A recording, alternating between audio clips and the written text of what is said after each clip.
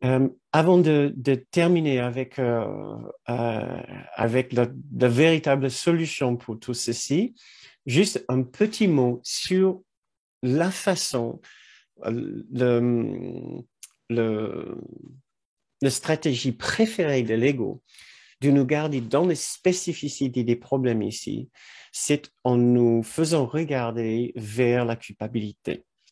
Je pense que peut-être aucun cours sur une cour miracle sera complet sans parler encore de la culpabilité, certainement pas pour nous culpabiliser, vous imaginez bien, mais purement parce que c'est le ciment dans la perception de dualité du petit soi, la perception de dualité de l'ego.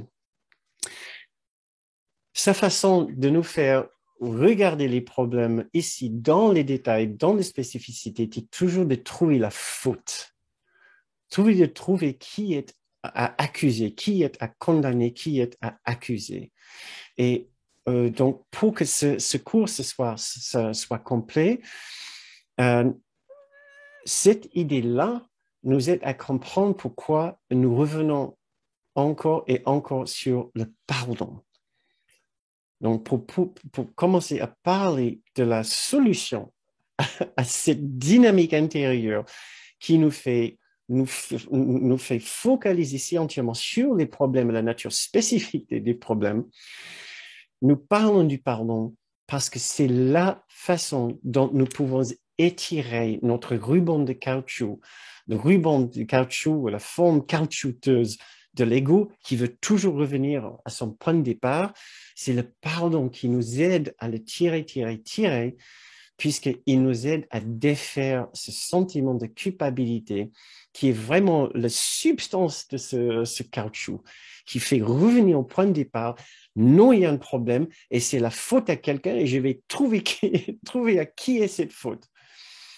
C'est toujours le point de départ, c'est le problème, il y a un problème et il faut maintenant que je trouve la personne qui a tort, que ce soit une autre personne. Très bien, que ce soit moi, c'est aussi bien. Il est content si c'est sa propre culpabilité ou que ce soit la culpabilité de notre personne. Tant qu'on ne réfléchit pas à l'innocence, il est tout à fait content. Alors, le message ici, si vous voulez, ou la méthode ici, c'est de commencer à devenir attentif à notre complaisance avec ce processus. Tout d'abord, devenir conscient de ce processus, mais après notre complaisance avec ce processus, de regarder les problèmes, de nous faire focaliser sur les problèmes, la spécificité du problème, la nature accusatoire d'un problème. C'est parce que notre besoin ici, c'est de nous sentir coupables et fautifs ou de faire en sorte que notre personne sont coupables et fautifs. Parce que s'il y a une chose qui bannit entièrement la paix et l'amour de notre esprit, c'est un sentiment d'en être indigne. Et voilà l'arme fatale de l'ego. Il nous dit, de toute façon, tu ne peux plus prétendre à être aimé, prétendre à être en paix, puisque tu n'en es plus digne. Pourquoi? Parce que tu es fautif. Donc, n'y pense plus. C'est son argument final, sa solution finale.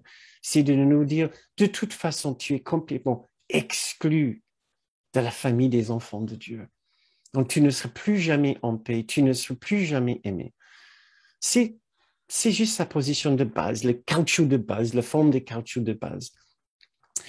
Cette conviction d'être si fautif et d'être si souffrant et d'être si mal peut prendre une forme complètement perverse. Et Kenneth, il en parlait quand il nous rappelait une séance de thérapie qu'il faisait avec un jeune homme qu'il voyait pendant 1 an.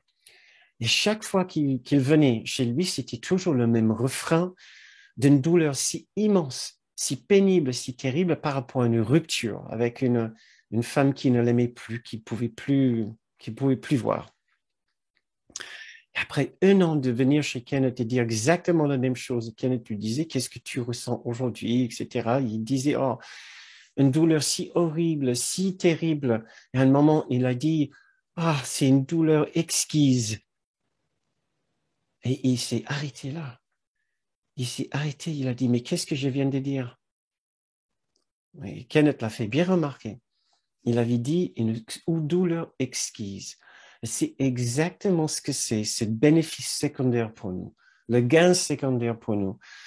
C'est pour l'ego, toute douleur, toute souffrance, tout sentiment de culpabilité, d'être fautif est exquis sur un certain plan, puisque ça nous fait ressentir la dualité, l'immensité de la douleur du problématique, de la problématique de la dualité, de la séparation de ce monde. Ça y est, j'ai gagné la dualité, la séparation. Je ressens des choses si personnelles, ce problème est si personnel pour moi. C'est exquis, même dans la douleur. J'ai commencé cette séance en disant, même si ce n'est pas confortable, c'est familier et donc sur un certain plan, oui, c'est confortable. Non, la douleur n'est pas confortable, elle est exquise sur un certain plan. Donc, nous devons nous méfier, mais vraiment nous méfier quand nous disons nous en avons marre d'un certain problème, nous avons marre d'une certaine douleur, etc. Nous devons vraiment nous méfier, puisque la paix, l'amour et la tendresse sont là pour nous à chaque instant. Et ils sont là. Il n'y a rien qui nous empêche de juste nous détendre